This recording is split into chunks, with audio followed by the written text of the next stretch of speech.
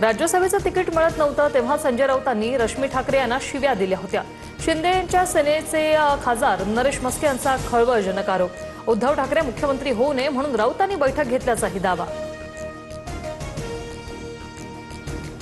एकनाथ शिंदेंविरोधात सर्वाधिक तक्रारी नरेश म्हस्केंनी केल्या होत्या। शिंदे ठाण्यात भ्रष्टाचार करतायत असं म्हस्के म्हणायचे। संजय राऊतांचा निशाणा।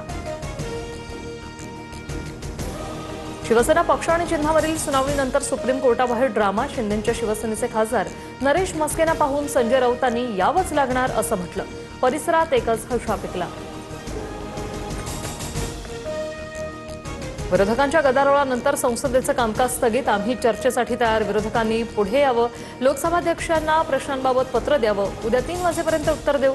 केंद्रीय गृहमंत्री अमित शहा यांचा विरोधकांवर पलटवार।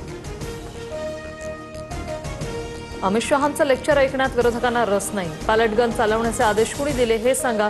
विद्यार्थ्यांवर कारवाईचे आदेश शहांनी दिले असल्यास राजीनामा द्यावा। राहुल गांधी आक्रमक। वर्षा निवासांनी राज ठाकरे आणि मुख्यमंत्री फडणवीसांमध्ये भेट। दोघांमध्ये 25 मिनिट चर्चा।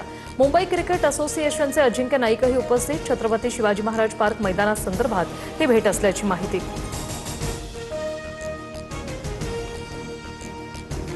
घाटकोपरच्या गोसियाचाळ परिसरातील घरांवर दरड कोसळून 7 जणांचा मृत्यू। रात्रभर झालेल्या पावसामुळे डोंगराचा भाग कोसळल्यानं दुर्घटना।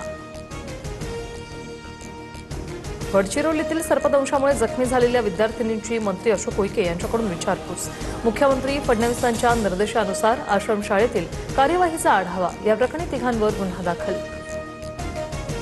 रील्सच्या जमान्यात शॉर्टकट वापरू नका। तुमच्या आवडत्या व्यक्तींचं आत्मचरित्र वाचा। माजी राष्ट्रपती रामनाथ कोविंद यांच्या आत्मचरित्राच्या प्रकाशन सोहळ्यात पंतप्रधान मोदींचा जेनझींना कानमंत्र।